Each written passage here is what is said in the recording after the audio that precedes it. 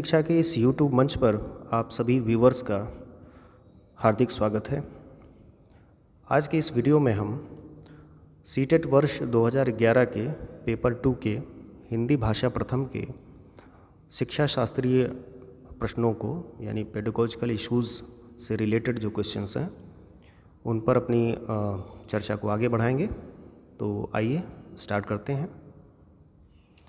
निम्नलिखित प्रश्नों के उत्तर देने के लिए सबसे उचित विकल्प चुनिए।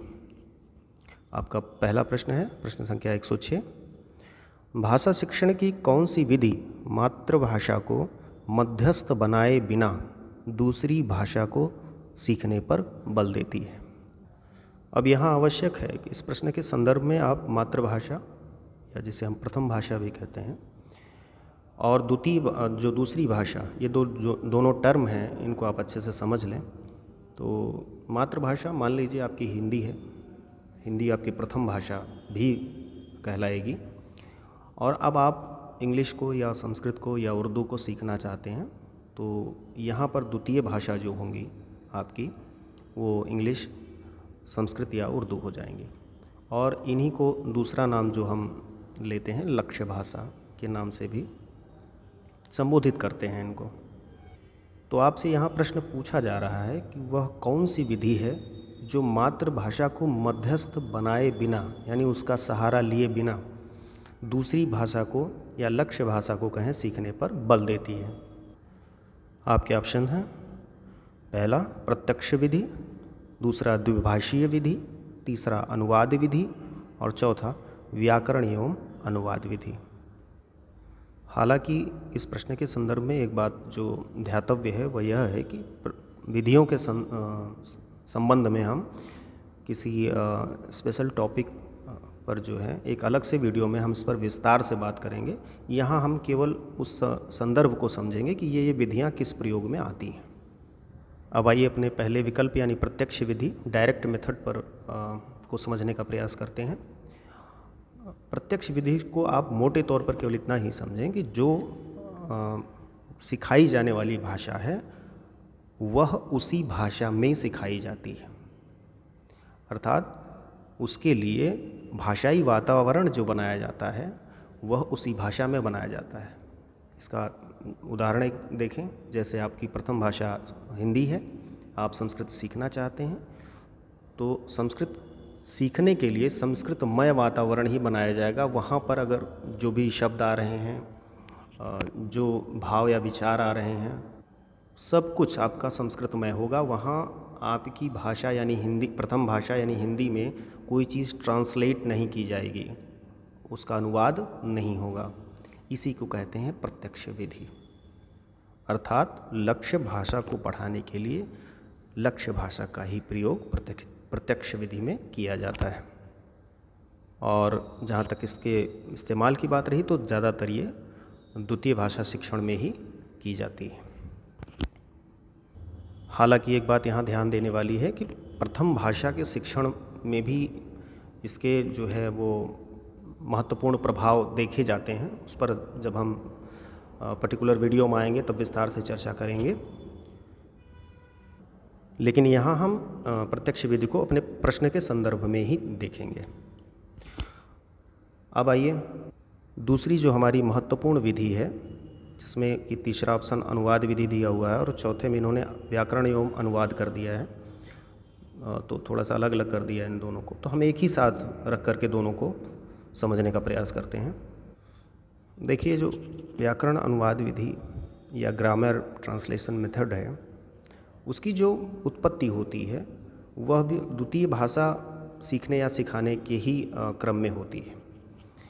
अब होता क्या है इसमें, अगर हम अपने पिछले उदाहरण को ही लें कि मान लीजिए प्रथम भाषा आपकी हिंदी है, आप संस्कृत सीखना चाहते हैं, तो संस्कृत यानी कि जो लक्ष्य भाषा या द्वितीय भाषा हुई आपकी, उसको सिखाते समय व्याकरण अनुवाद विधि में आए हुए पदों का जो संस्कृत में आ रहे हैं उनका अनुवाद आपकी मातृभाषा में करके आपको सिखाया जाता है। यही अंतर है व्याकरण अनुवाद से प्रत्यक्ष विधि का। हालांकि यहाँ यह भी ध्यातव्य है कि ये जो अनुवाद व्याकरण अनुवाद विधि है इसका प्रयोग प्रथम भाषा शिक्षण में भी होगा। कैसे जब आप किसी सूर, कबीर, तुलसी इत्यादि के दोहों को ले लें, जैसे हम सवैया इत्यादि में जो शब्द आते हैं, जब वहाँ उसकी मीनिंग होते वो हिंदी में ही हैं, लेकिन जब वहाँ उसकी मीनिंग क्लियर नहीं होती है तो उसी प्रथम भाषा में ही, अर्थात हिंदी को ही हम हिंदी के अन्य रूप में ट्रांसलेट करते हैं, यानी जिस शब्द को हम जान रहे होते हैं उसमें। तो एक तरह से ये प्रथम भाषा शिक्षण में भी इस्तेमाल की जाती है। अब जैसे एक उदाहरण के रूप में ले लें कि कोई पद्य है और उसमें कोई चिर शब्द आ गया मान लीजिए, तो चिर शब्द आप स्पष्ट करने के लिए हिंदी के ही समानार्थी शब्द को ले लेते हैं, या एक दो शब्दों के साथ उसको स्पष्ट करते हैं कि चिर का मतलब हो गया कि जो दीर्घ काल तक रहने वाला है। ठीक, तो ऐसा करके आप क्या कर रहे हैं, प्रथम भाषा पढ़ाते समय प्रथम भाषा को समझाने के लिए प्रथम भाषा में ही अनुवाद कर रहे हैं आप। ठीक, उम्मीद है आप इस चीज़ को समझ गए होंगे। तो आइए प्रश्न के संदर्भ को देखते हैं अपने। प्रश्न यहाँ आपका था कि जो मातृभाषा को माध्यम नहीं बनाती या बनाए बिना कह लीजिए, तो इसका जो उत्तर होगा वो आपका पहला होगा, यानी प्रत्यक्ष विधि। अब आइए आगे बढ़ते हैं। प्रश्न संख्या 107, भाषा शिक्षण के संदर्भ में कौन सा कथन सही नहीं है? आपके ऑप्शन है, पहला, समृद्ध भाषा परिवेश भाषा अर्जित करने में सहायक होता है। तो ठीक बात है, ऐसा होता है कि अगर परिवेश समृद्ध है तो अर्जन जो है वह सहायक हो जाता है, भाषा अच्छे से अर्जित की जाती है। दूसरा विकल्प, भाषा अर्जन और भाषा अधिगम में अंतर होता है। तो ये भी ठीक बात है, अंतर होता है। अभी हम समझते हैं कि कैसे होता है। तीसरा विकल्प, भाषा शिक्षण में केवल भाषाई शुद्धता पर ही, अब देखिए केवल पद आ गया यहाँ पे, और हमने आपको बताया कि केवल से अगर सेंटेंस नेगेटिव है तो वो ऑप्शन क्या हो जाएगा, किसका सेंटेंस नेगेटिव, क्वेश्चन का, प्रश्न का अगर संदर्भ जो है वो नकारात्मक है यानी नहीं है, तो आपका केवल वाला जो उत्तर होता है वो सही हो जाएगा। तो इस हिसाब से देखें तो ये सही है। लेकिन हम चौथा विकल्प भी पढ़ लेते हैं, भाषा सीखने में अन्य विषयों का अध्ययनाध्यापन सहायक होता है। तो बिल्कुल ठीक बात है।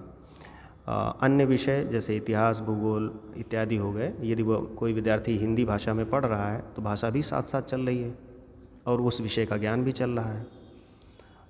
इसी तरह से इतिहास हो गया, भूगोल हो गया आदि। तो इस हिसाब से ये राइट हो जाएगा। अब आइए थोड़ा सा हम देख लेते हैं कि जो ये अंतर की बात यहाँ की जा रही थी, भाषा अधिगम और भाषा अर्जन में क्या अंतर है, यानी दूसरा विकल्प। तो देखिए भाषा अर्जन जो होता है वहाँ परिस्थितियाँ अगर देखें तो वो स्वाभाविक होती हैं या कह लें सहज होती हैं। तो अभी कहाँ इस तरह का एनवायरनमेंट बनेगा, तो ये एनवायरनमेंट बनता है आपके घर में या परिवार कह लीजिए, और आस पड़ोस हो सकता है। इस तरह की सहज परिवेश यहाँ देखे जाते हैं। और इसका स्वरूप, इसके स्वरूप की बात करें तो यह अनौपचारिक स्वरूप लिए होता है भाषा अर्जन जो आपका होता है। और यहीं अगर हम भाषा अधिगम को देखें तो यह कृत्रिम हो जाता है, जहाँ वह स्वाभाविक था ये कृत्रिम यानी बनावटी हो गया। और यह कहाँ अर्जित किया जाएगा, तो इसके उदाहरण के रूप में आप विद्यालय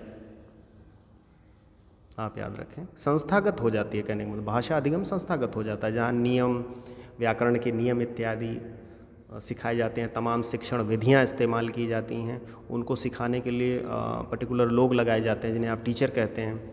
ठीक है, जबकि भाषा अर्जन में ऐसा कुछ नहीं। भाषा अर्जन स्वाभाविक रूप से चल रहा है, माता पिता बच्चे से बात कर रहे हैं, आस पड़ोस के लोग बात कर रहे हैं, उसके भाई बहन बात कर रहे हैं, तो अर्जन होता चल रहा है पूरी तरह से अनौपचारिक रूप से।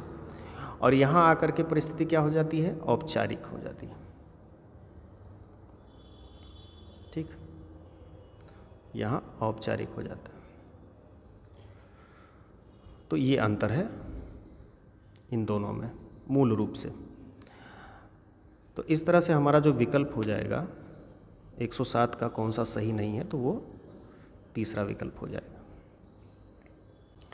आइए आगे जब बढ़ते हैं, प्रश्न संख्या 108, भाषा शिक्षण का संप्रेषण परक उपागम यानी जो हमारा कम्युनिकेटिव अप्रोच है वो क्या करता है।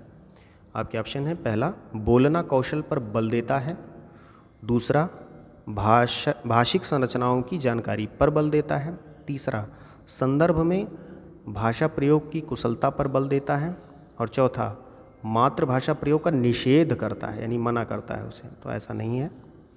और बोलना कौशल पर बल देता है, देखिए अब बोलना को, केवल एक बोलना कौशल को ला करके इन्होंने, सुनना भी तो होता है संप्रेषण में कि केवल बोलना ही होता है, तो सुनना कंप्रेषण को कौशल को छोड़ करके इन्होंने इस विकल्प को एकांगी या एक पक्षीय बना दिया, एक पक्ष में झुका दिया। तो ये हमारा राइट आंसर नहीं होगा। भाषिक संरचनाओं की, केवल भाषिक संरचनाओं की जानकारी संप्रेषण परक उपागम नहीं देता है। ठीक है कि भाषा का निर्माण ध्वनि से हुआ, फिर शब्द बने, फिर वाक्य बने, ठीक है, उसके नियम, कर्ता, क्रिया, संज्ञा इत्यादि ये संरचना की जानकारी दे, तो ऐसा नहीं है। संप्रेषण परक उपागम का जो मुख्य उद्देश्य है वो होता है कि वह संदर्भ में भाषा प्रयोग की कुशलता पर बल देता है। अब संदर्भ में कहने का तात्पर्य क्या है? संदर्भ से कहने का तात्पर्य यहाँ यह है कि जैसे आप कोई चित्र बना हुआ है, उसको अपने 4-5 बच्चों को एक ग्रुप में बैठाकर उनके बीच में बैठ जाएं और उस चित्र पर आप बातचीत शुरू कर दें, तो ये कहलाता है कि संदर्भ में बातचीत को आगे बढ़ाना, कि बच्चों इस चित्र में आप क्या देख रहे हैं, कौन कहाँ जा रहा है, क्या कर रहा है, कितने बच्चे कितने बच्चियाँ हैं, इस तरह की कई तमाम सारी बातें जो हैं उनसे की जाती। तो ये होता है संदर्भ में भाषा प्रयोग की कुशलता पर बल देना। फिर इस तरह से तमाम संदर्भ आप उनको, अभिनय का संदर्भ आप दे सकते हैं, अभिनय करवा सकते हैं उनसे, आदि आदि। तो ये जो इसका हमारा सही उत्तर होगा वो हो जाएगा तीसरा, संदर्भ में भाषा प्रयोग की कुशलता पर बल देता है। कौन? संप्रेषण परक उपागम। संप्रेषण का मतलब ये है कम्युनिकेशन, जिसमें सुनना बोलना दो प्रक्रियाएं मुख्य रूप से होती रहती हैं। आगे बढ़ते हैं। प्रश्न संख्या 109। स्वलीन विकार यानी ऑटिस्टिक डिसऑर्डर में बच्चा क्या करता है? आपके ऑप्शन है, पहला अपने ही कार्यों में लीन रहता है, दूसरा अपने हाथ पैर हिलाने में कठिनाई का अनुभव करता है, तीसरा सामाजिक अंतःक्रिया और संप्रेषण में कठिनाई का अनुभव करता है, और चौथा अक्सर खाने से मना कर देता है। तो देखिए एक जटिल डिसऑर्डर है ये स्वलीन विकार या ऑटिस्टिक डिसऑर्डर, जिसमें बच्चा जो है वो, आपका तीसरा ऑप्शन सही है कि सामाजिक अंतःक्रिया और संप्रेषण में कठिनाई का अनुभव करता है। यह बच्चा सोशल इंटरेक्शन, लोगों से यानी इंटरेक्शन नहीं कर पाता ये।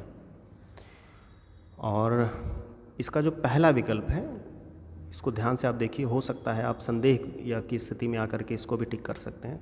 यहाँ देखिएगा, ये स्वलीन शब्द का जो अर्थ होता है वह होता है अपने में खोए रहना, अपने में खोए रहना। इसका यह कतई मतलब नहीं है कि अपने कार्यों में लीन रहना, ठीक है। अपने में खोए रहने से अपने के कार्यों के होने का बोध नहीं होता, तो इसलिए इस ऑप्शन पर मत जाइएगा। अगर ये होता कि अपने में ही खोया रहता है तब एक अच्छा विकल्प कहा जा सकता था।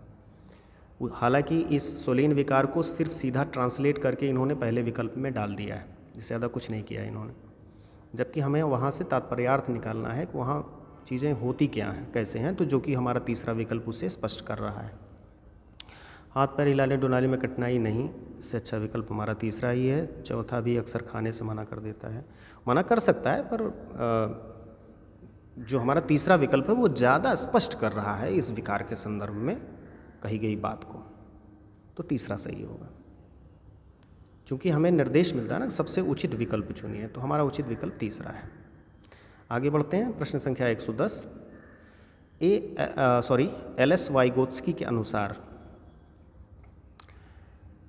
आपके ऑप्शन है, पहला भाषा एक अर्जित योग्यता है, दूसरा कह रहे हैं भाषा चिंतन को निर्धारित करती है, और तीसरा ऑप्शन चिंतन भाषा को निर्धारित करता है, जस्ट उसी का अपोजिट, और चौथा भाषा एवं चिंतन एक दूसरे से स्वतंत्र रूप से विकसित होते हैं।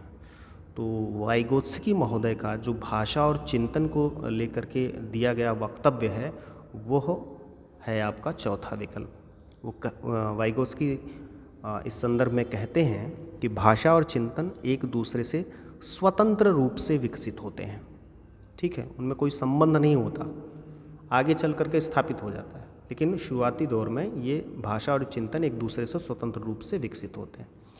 जबकि जो आपका तीसरा स्टेटमेंट है, जस्ट इसका थोड़ा सा अपोजिट है कि चिंतन भाषा को निर्धारित करता है या भाषा चिंतन को निर्धारित करती है, जो कि आपका दूसरा विकल्प है।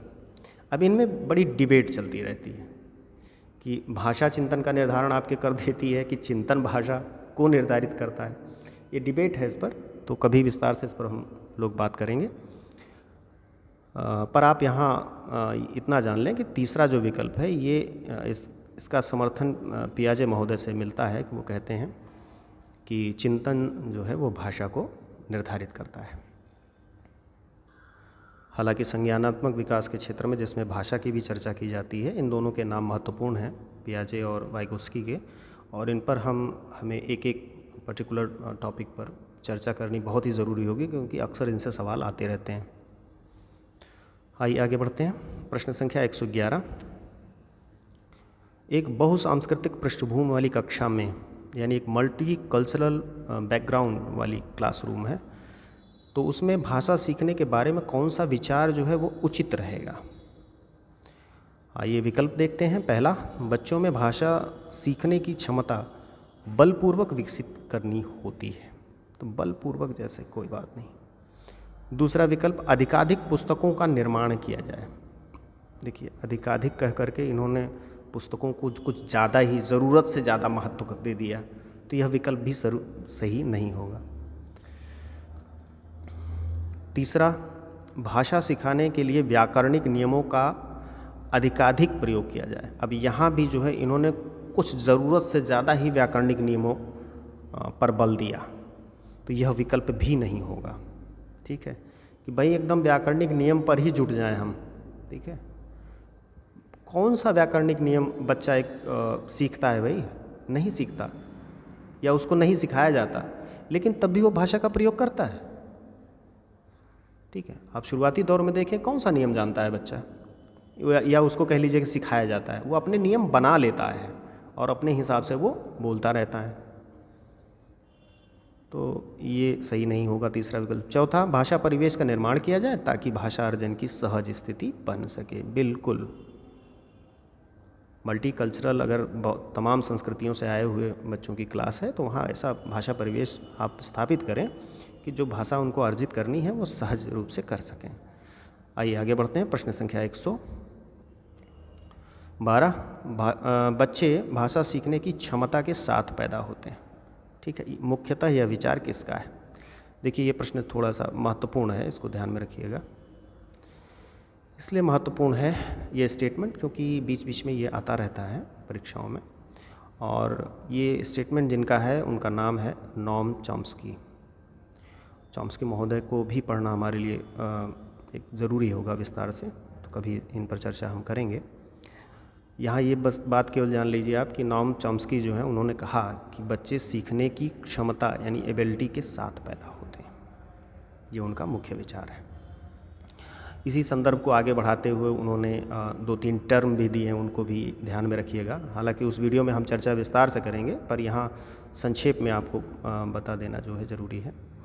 एक एलएडी यानी लैंग्वेज एक्विजिशन डिवाइस की बात की है चॉम्स्की महोदय ने। उन्होंने कहा कि मस्तिष्क में एक काल्पनिक डिवाइस कह लें आप, हाइपोथेटिकल डिवाइस है, होती है नहीं होती वो सब डिबेट है, लेकिन उन्होंने कहा कि लैंग्वेज एक्विजिशन यानी लैंग्वेज को अर्जित कर, भाषा को अर्जित करने की एक डिवाइस होती है जिसके ज़रिए बच्चा भाषा को अर्जित करता है। तो एक टर्म ये दिया उन्होंने। दूसरा, उन्होंने यूजी यानी यूनिवर्सल ग्रामर की बात की। इन्होंने कहा कि विश्व की जितनी भी भाषाएं हैं सबकी संरचना लगभग एक जैसी है, सार्वभौमिक व्याकरण है, कहने का तात्पर्य इनका यूनिवर्सल ग्रामर है। तो इस टर्म को भी आप यहाँ याद रखिएगा, बाकी हम विस्तार से तो इस पर बात करेंगे ही। बाकी विकल्पों को देखें आप तो जीन पियाजे महोदय का जो कॉग्निटिव थ्योरी है इनकी, उस पर भी बात होगी, और वाइगोत्स्की महोदय भी संज्ञानात्मक विकास के क्षेत्र से जुड़े हुए हैं।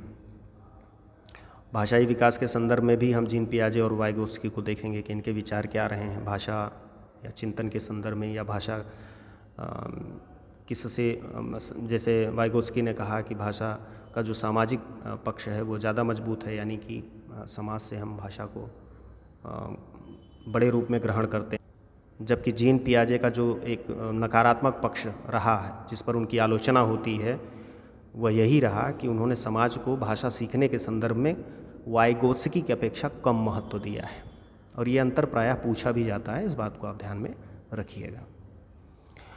बाकी इवान पावलोव की बात हुई तो इनकी एक क्लासिकल कंडीशनिंग की जो है अधिगम की थ्योरी है, उस पर भी हम समय रहते विस्तार से बात करेंगे। आगे बढ़ते हैं। प्रश्न संख्या है 113। लोकगीतों को भाषा की कक्षाओं में स्थान दिया जाना चाहिए, क्यों, क्या वजह है? आपके ऑप्शन हैं, पहला, इससे बच्चे संस्कृतिगत विशेषताओं से परिचित होते हैं, ठीक बात है। दूसरा, लोकगीतों को बढ़ावा देना भाषा शिक्षण का मुख्य उद्देश्य है, तो ठीक है, अभी मान लेते हैं।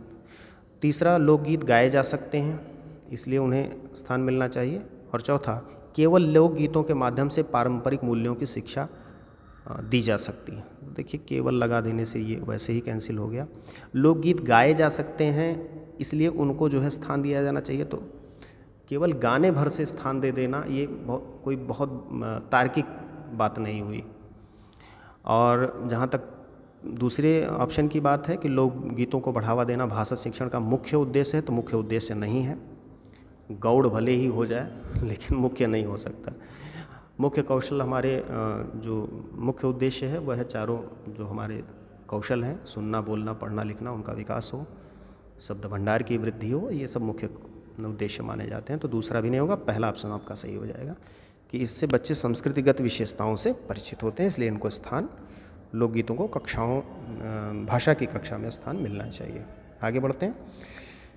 प्रश्न संख्या 114। सुलेखा ने पाठ को पढ़ते हुए जीवन को जिंदगी, एक जगह कहीं जीवन आया तो उसको उसने जिंदगी पढ़ दिया, तो यह इस ओर संकेत करता है कि, आपका पहला ऑप्शन, वह अक्षर पहचान की बजाय अर्थ को समझते हुए पढ़ रही है, हाँ ठीक बात है। दूसरा, उसे अक्षरों की पहचान में भ्रम हो जाता है। तीसरा, उसे केवल पठन अभ्यास की बहुत आवश्यकता है, तो केवल पठन अभ्यास की आवश्यकता तो बिल्कुल नहीं होगा। चौथा, सुलेखा ध्यान से नहीं पढ़ती है, नहीं, इससे ये अर्थ नहीं लगाया जा सकता कि जीवन को जिंदगी पढ़ दिया उसने तो ध्यान से नहीं पढ़ा। तो ऐसे सतही विकल्पों पर मत जाया कीजिए। निर्देश आप हमेशा ध्यान में रखिएगा, जो जहाँ से सवाल स्टार्ट होते हैं वहाँ निर्देश लिखा होता है कि सर्वाधिक उचित विकल्प चुनिए। और मैं आपको यहीं पर एक सजेशन, अपना सुझाव देना चाहूँगा कि समस्त विकल्पों पर समान रूप से विचार करें। ऐसा नहीं कि किसी एक उत्तर से आप बंध जाएं और रुक जाएं वहीं। समस्त विकल्पों पर समान रूप से विचार करें और सर्वाधिक उचित विकल्प तक पहुंचने का आपका प्रयास होना चाहिए। सीटेट का यही इसको क्रैक करने का एक बेहतर तरीका है। और अक्षर पहचान में भ्रम हो जाए तो ऐसा नहीं है, पहला ऑप्शन आपका सही है कि अक्षर पहचान की बजाय अर्थ, यानी जीवन का भी वही अर्थ है और ज़िंदगी का भी अर्थ है, तो अर्थ को ग्रहण करते हुए वह पढ़ रही है, ये विकल्प हमारा सही है। आगे बढ़ते हैं। प्रश्न संख्या 115। मैंने चाट खाई और फिर मैंने हंसी। शर्मिला का यह भाषा प्रयोग मुख्यतः किस ओर संकेत करता है? आपके विकल्प हैं, पहला, भाषा की समझ न होना, दूसरा, व्याकरणिक नियमों की जानकारी न होना, तीसरा, नियमों का अति सामान्यीकरण, और चौथा, भाषा प्रयोग में असावधानी। तो देखिए, ये जो उदाहरण है वह उदाहरण है नियमों के अति सामान्यीकरण का। इसको ऐसे समझ लीजिए कि नियमों का अति सामान्यीकरण वह होता है जब एक नियम को दूसरे नियम के अंतर्गत घटा दिया जाए, या उसमें ज़बरदस्ती ठेल दिया जाए, या उसको उस पर आरोपित कर दिया जाए। जैसे मान लीजिए आप संधि, हिंदी के विद्यार्थी हैं तो संधि आपने पढ़ी होगी, यण संधि आई, आप उसे पढ़ रहे हैं, युको यणच आपने पढ़ा कि के स्थान पर यण हो जाता है अच परे रहते। तो उसका उदाहरण एक बना शुद्ध्युपास्य, ठीक।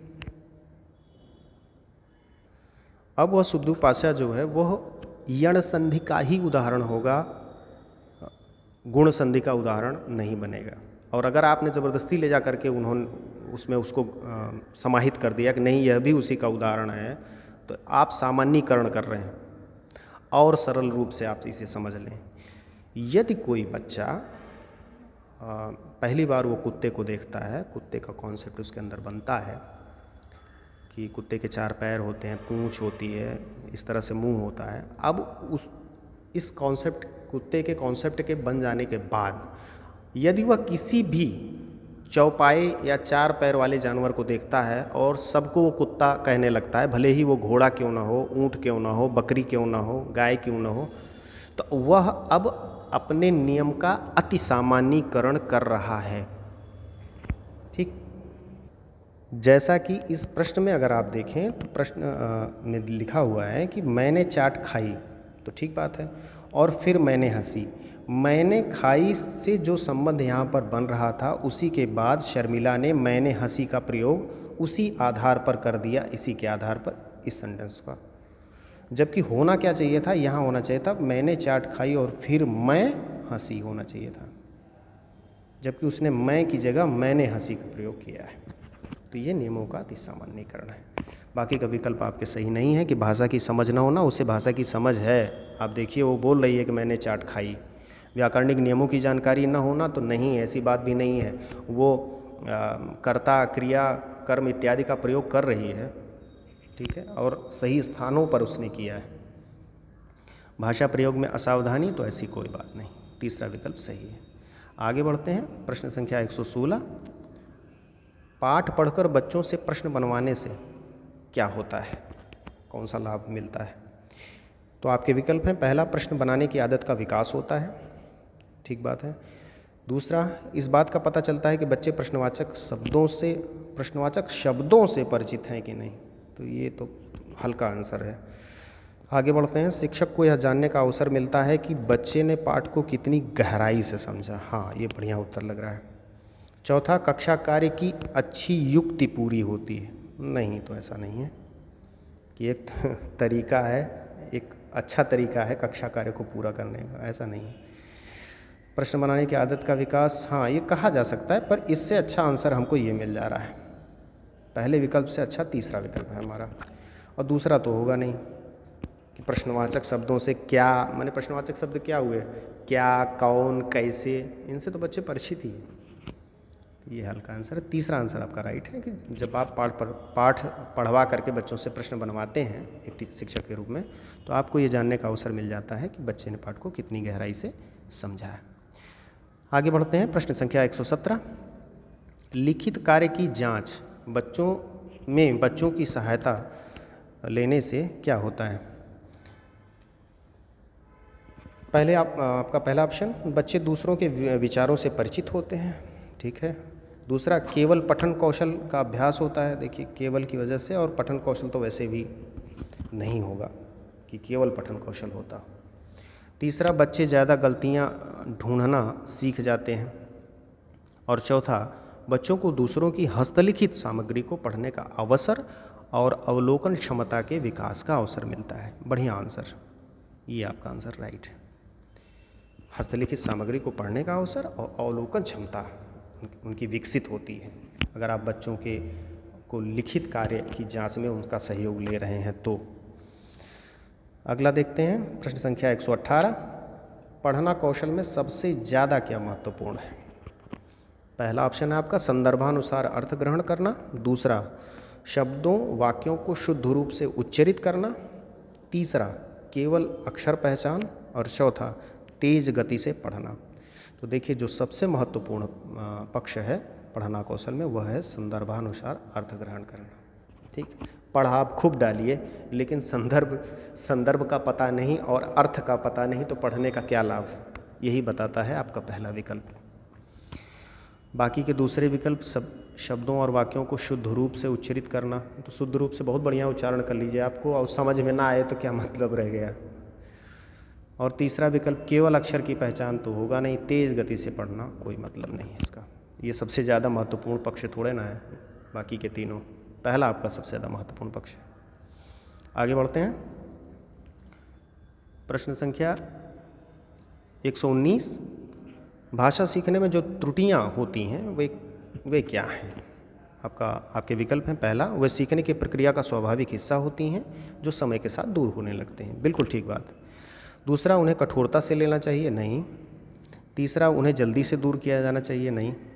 वे बच्चों की त्रुटियों की ओर संकेत करती नहीं। पहला ऑप्शन आपका सबसे बढ़िया।